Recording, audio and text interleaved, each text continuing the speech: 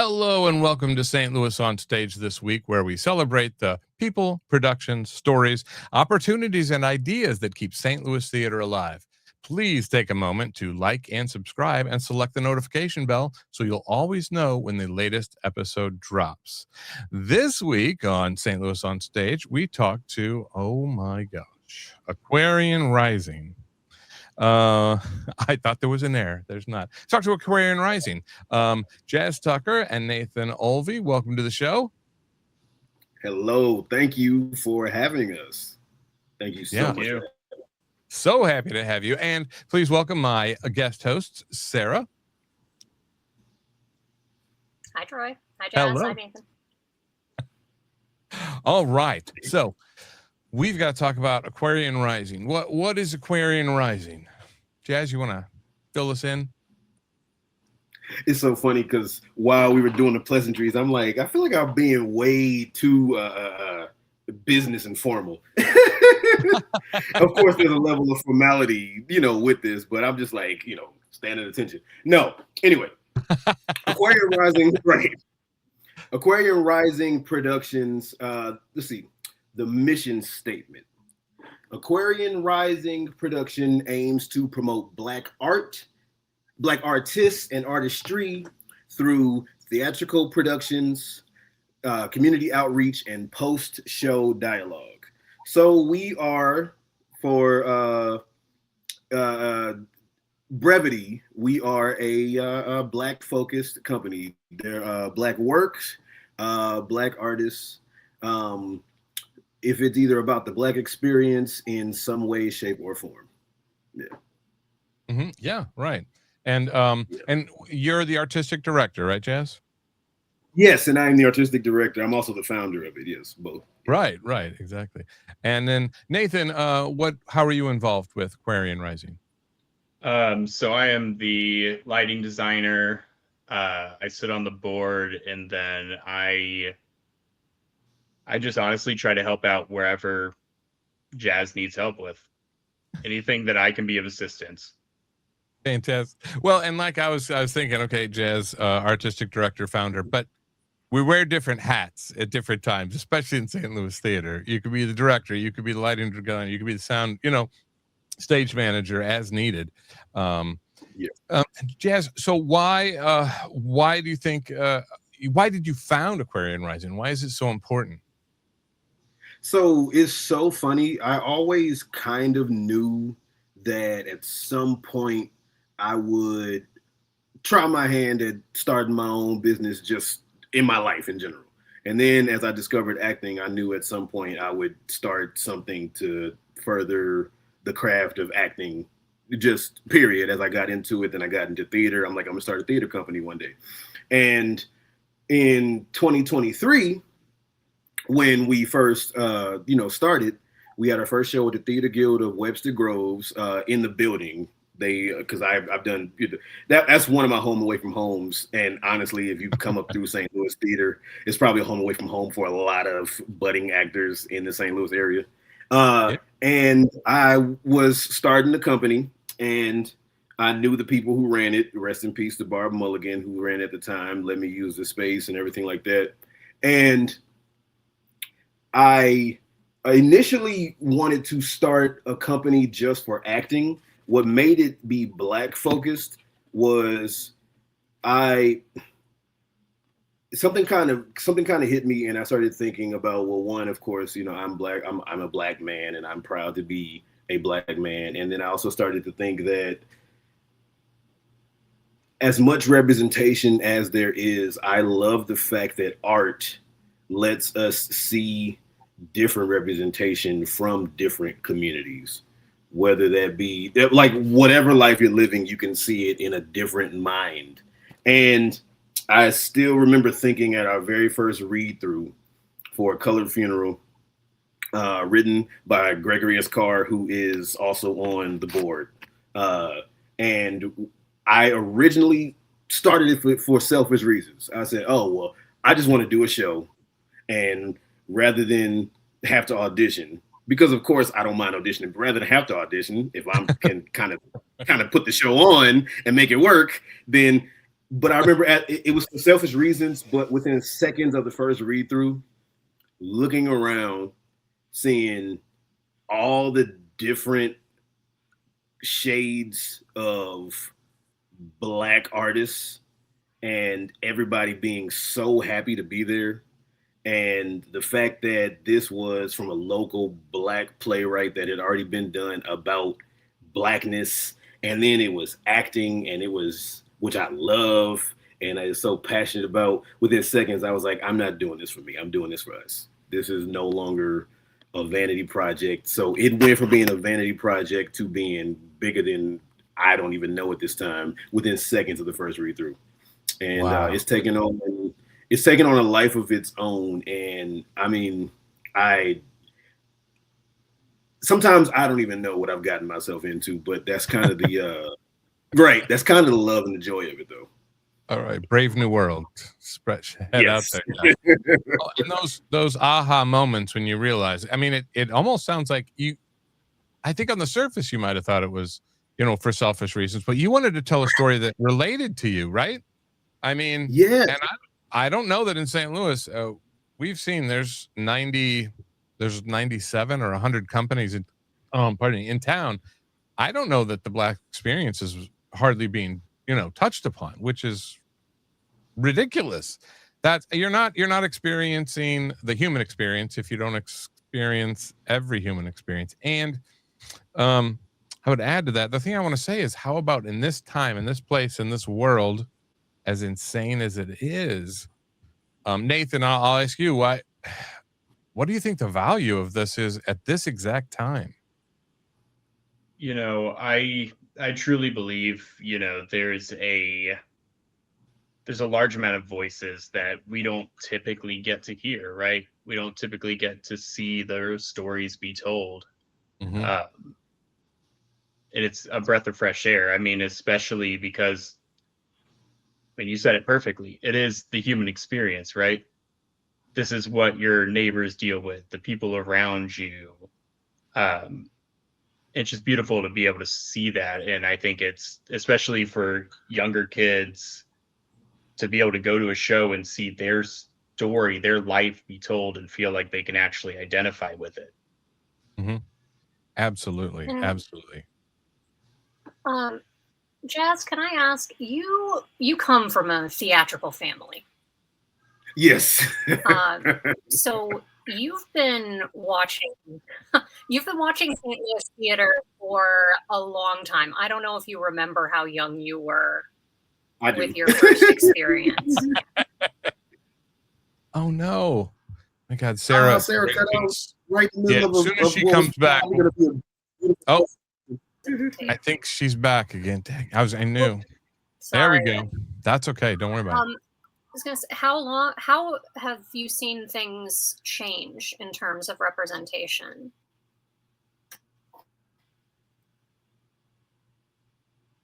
Oh, did you hear that, Jazz? No, I did not. Oh, she said, how have you seen things change in regards to representation since like that first time you saw theater and were introduced to today? The one thing I'll say is it's kind of funny. Obviously, I'm only speaking to my experience as much as it's a broader experience. I can only speak to what I've seen. And if we're talking about what I've seen change, I will say that it seems as if there's becoming more plays in the modern times, even before you start to talk about smaller communities or, specific communities, I should say. There's plays in the modern times that are being written more about modern times, first off.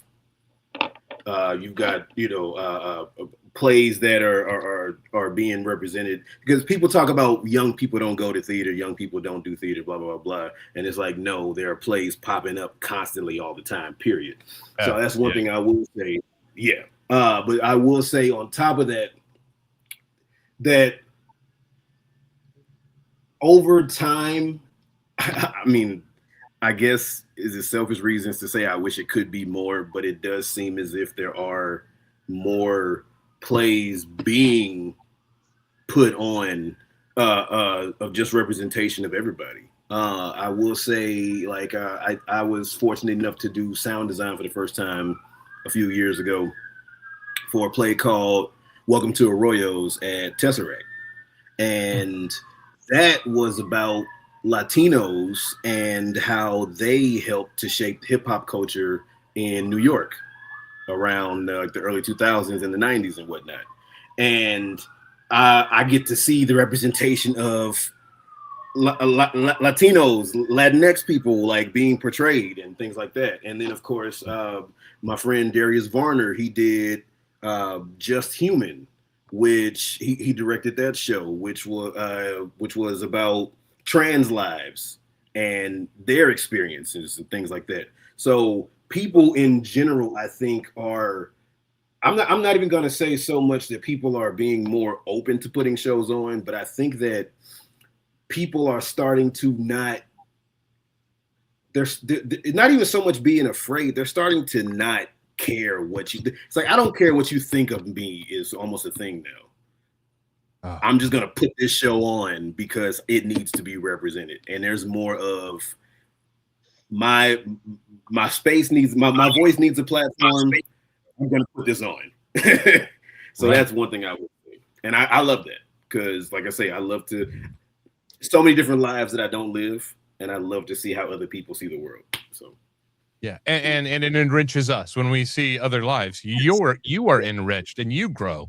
Absolutely. Yes. Okay. So if I can, Nathan, if I could throw it to you, the talkbacks after the show, is there anything that you were struck by, not only by the production and being part of that story, but the talkbacks, what the conversation after the show, was there anything you were struck by that an audience member felt or saw or learned or grew?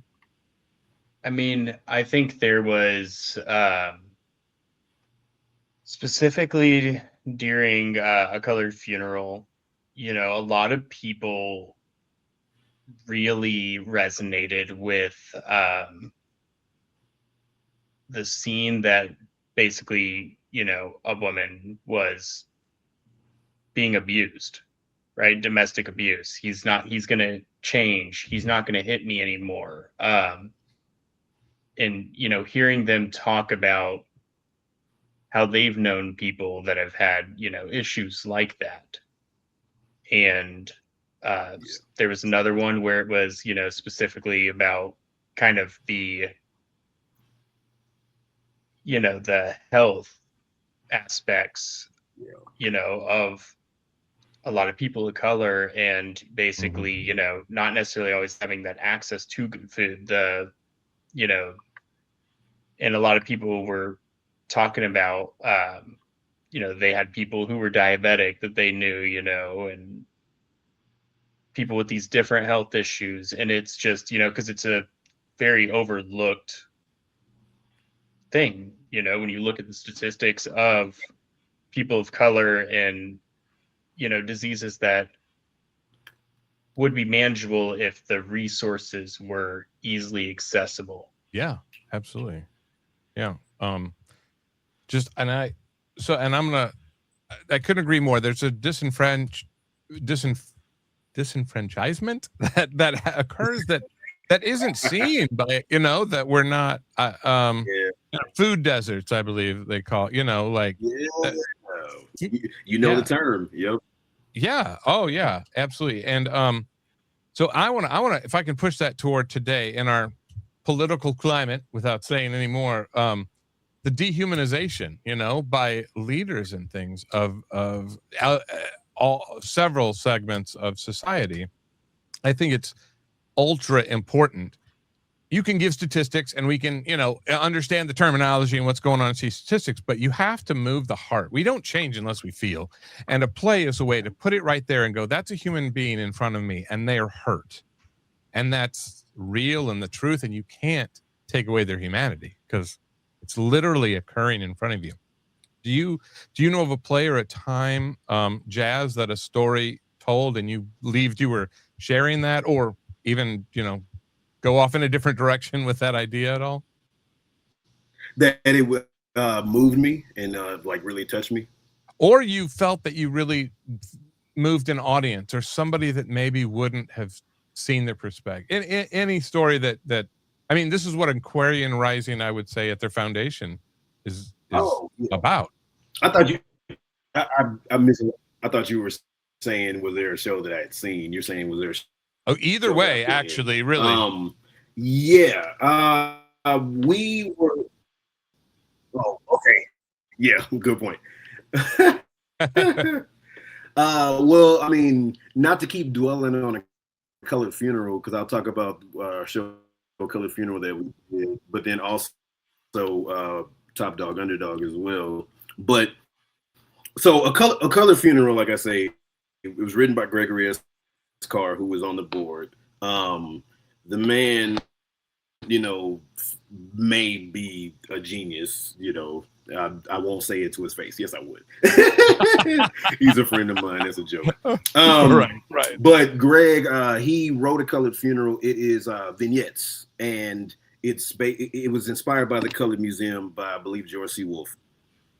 And was I say the different vignettes, like Nathan was saying, there's one about, because everything is everybody is dead and they're recounting death, and some of it is humor, some of it's monologues, there's some music numbers and whatnot. But one of the pieces outside of the domestic abuse and the one about health, there was another one that I remember that struck everybody almost, well, not even almost, that struck everybody every night. There was one where people did almost a prose poem, 3 actors, see if I can remember their names. Ooh, is Amber Bell. It's not gonna pop in my head, and I do apologize to everyone else. And I'm gonna remember it the second we come off the recording. Exactly. But it was about people recounting lynching.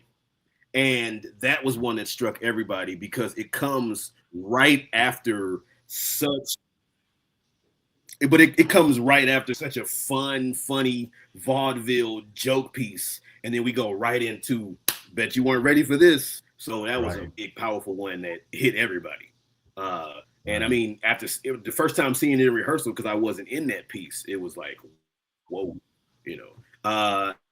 And then, of course, Darius, like I say, Darius directed it, and he washed it in red.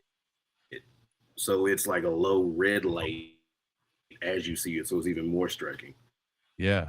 And then I also say we were fortunate enough to do Top Dog Underdog, which featured myself and my dear friend Jason Little, directed by Greg.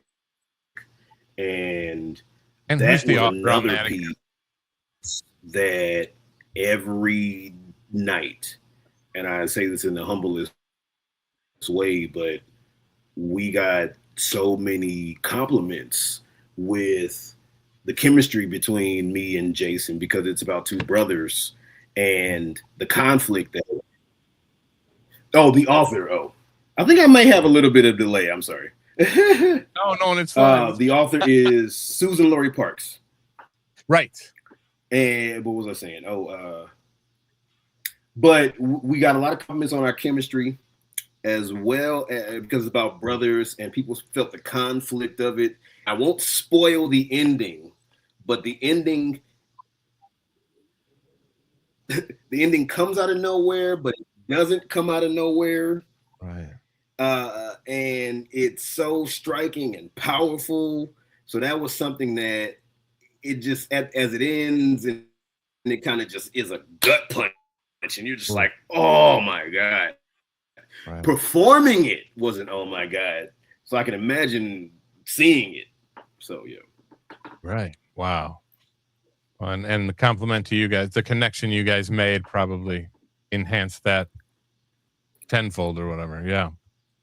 And do you have a specific memory of that show, Nathan? Yeah, I mean, there were so many really good ones where oh God. I mean, I will always be proud of kind of the last bit And again, I don't want to spoil it if we haven't seen it, but Right. And I haven't. I've wanted to read it. I've got it like on a list, you know. we basically there's I take a lot of inspiration from film also, and I think you can bridge a lot of, especially with lighting and things like that. There's, you know, a lot of things you can do with not just lights, but with shadows too. Yes, very, yeah. That people don't think about, right? Because in theater, we're trained to light things up, but we basically uh, showed a character kind of going into a slow descent into a madness where we um, would flash the lights off. They'd go to a different spot, and next thing you know, the lights would come up and they'd be like, it'd be almost like time passed, right? Right. Um, Instead of them just monologuing it straight through, putting those breaks in it, and it felt so much more impactful because they got to play it very, very lean into each one like its own different little scene, instead of originally it was written as basically a long monologue. Okay. And it just gives so much more impact, and I think it ended on such a good note, and it was just incredibly powerful. Yeah, that's magnificent. Well, and you both mentioned the lighting, and it is one of those things. It's like music. Sometimes the silences are as powerful as the actual notes and tones we hear. That's magnificent, and that the story was told. Well, and lighting, just a sort of segue too. A lot of times it adds to that feeling, because if it invisibly happens and all of a sudden you're there, just like the character takes you there, like Jazz, you mentioned in this piece and the last piece, two pieces that go together, and the impact of the second one is impacted by the first. Magnificent. Okay, so if I can ask one more thing, definitely, Jazz, is why do you think more voices are needed right now? The voices of everyone, the collective voices of people in St. Louis and or St. Louis specifically. Is it more important here, or is there a specific need? Or it's so funny because the two words that I kind of look at when you say that in that sentence are right now. I don't think that more voices are needed so much right now as they've always been. I mean, you could probably say maybe more right now than previous, but I think that the voices that haven't been heard or have not heard as loudly as they wish they could be have probably been fighting to be heard forever. So, you know, but to answer the question about why voices are needed right now or just in general, yeah, is like I say, when you honestly said, when you take away looking at the lives of people in communities that you're not from, then you don't get to fully experience and see what it's like to be human.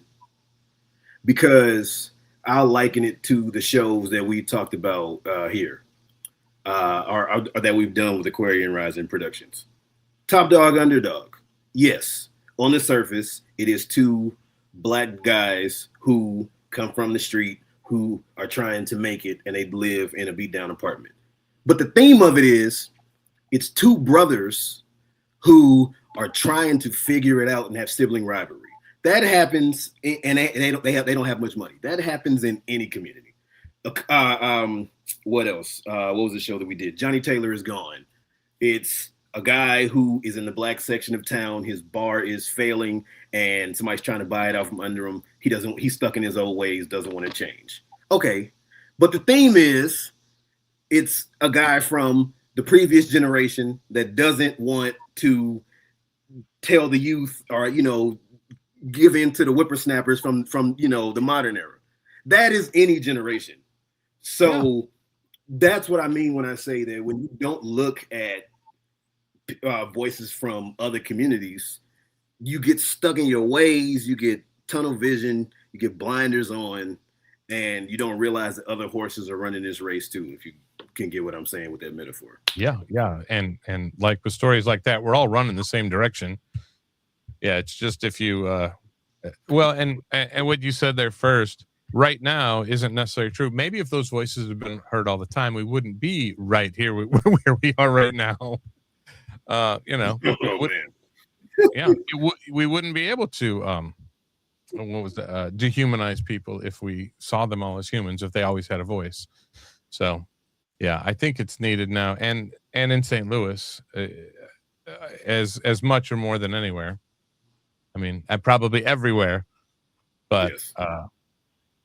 yeah. I Yeah, Sarah, I was going to point.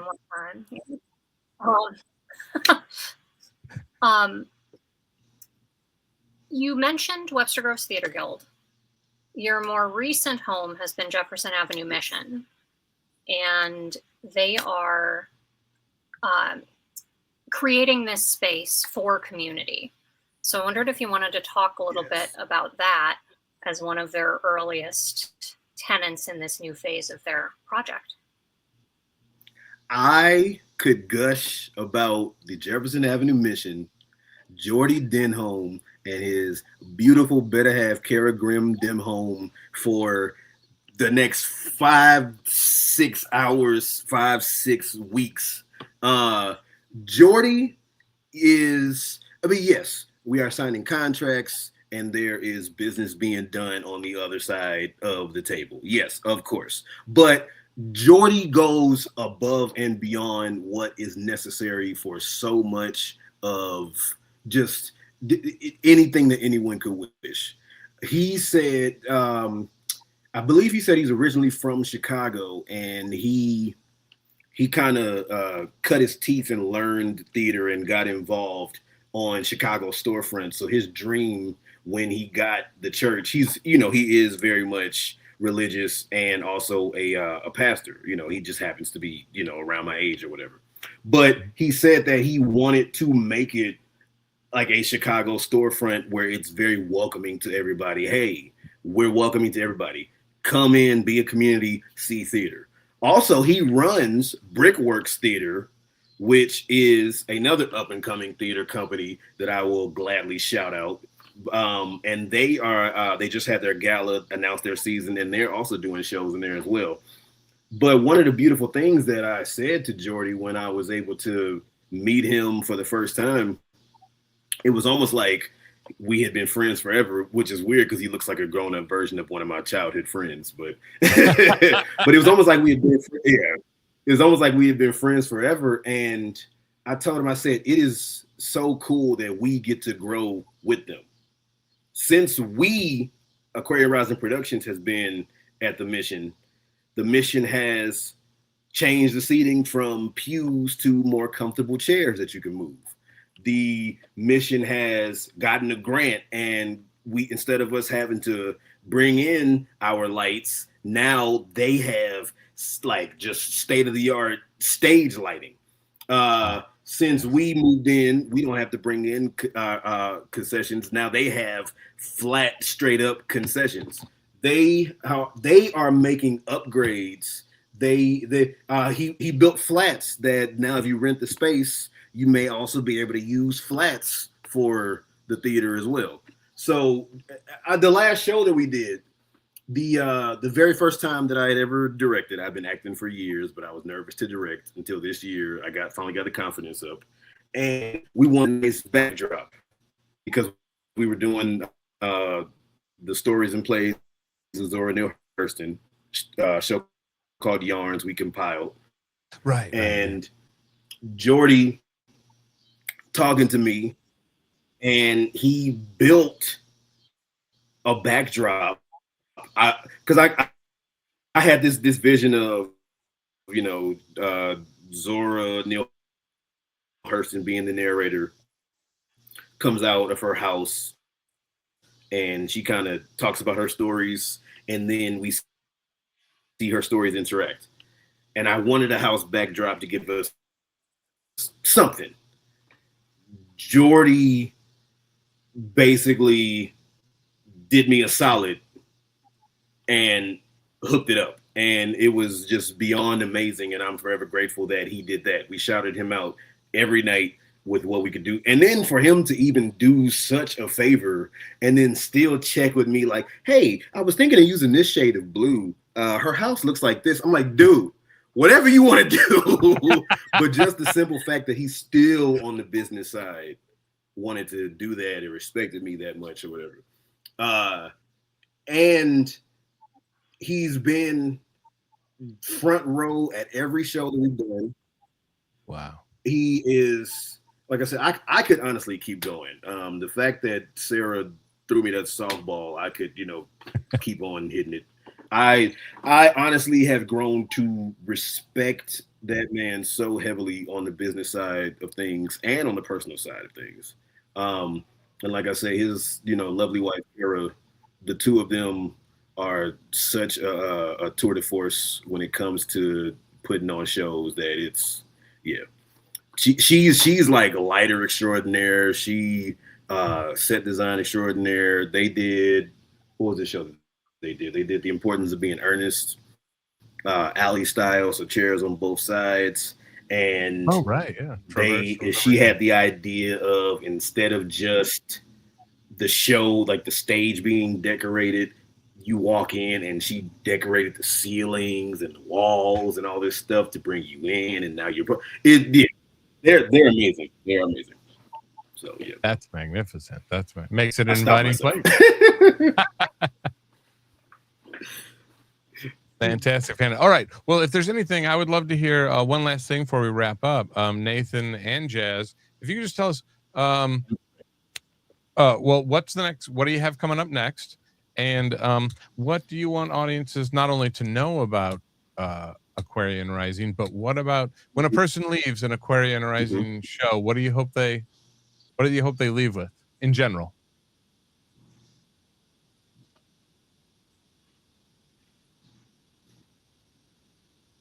I can't hear you, Jazz. Yeah, Jazz, we're losing you here somehow. You want to go first, Nathan? You want me to? Well, I'll let you announce. Delay. Yeah, I'll let you announce things. Can you hear me? Yes, we can. Yes.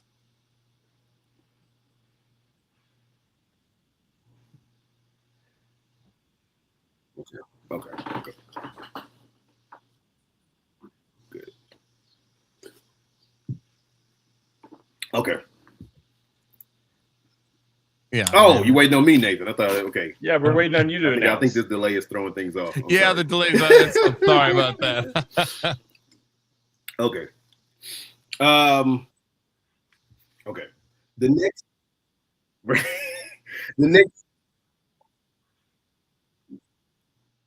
next show that we're gonna do is a show that has been done a few times already.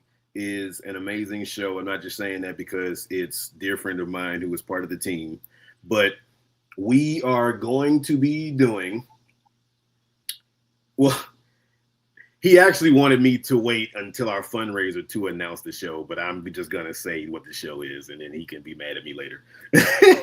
Infinite Sadness, and he will also be directing my Infinite Sadness, and that will be our fall show. Oh, fantastic. But our fundraiser will also be September 18th, 7 p.m. at the Jefferson Avenue Mission. So go ahead. We're having a karaoke night that we previously had this summer. We're bringing it back. So that's going to be in a few weeks. Entry is free. Come in. You can go ahead and sing. It's $2 to sing. Concessions will be provided. We will also have some nice little goodie bags, some themed goodie bags, some raffle tickets, 50-50 raffle, and all that stuff. So yeah, we got some really nice stuff planned for you guys. Yeah, fantastic, and what we expect people to take away when they come from an Aquarian Rising show. The one thing that I hope that people take away when they come to any Aquarian Rising show is that, like I said, even though it's Black focused, and I keep saying it's, Black focused and Black artistry and all of that stuff, because like I say, I'm a Black man. I love being Black. I'm proud to be Black. But theater is for everybody, and we hope to see everybody there, and it's for everyone. That's why the slogan is "Welcome to the family," because simply by coming to a show, you're part of the family now.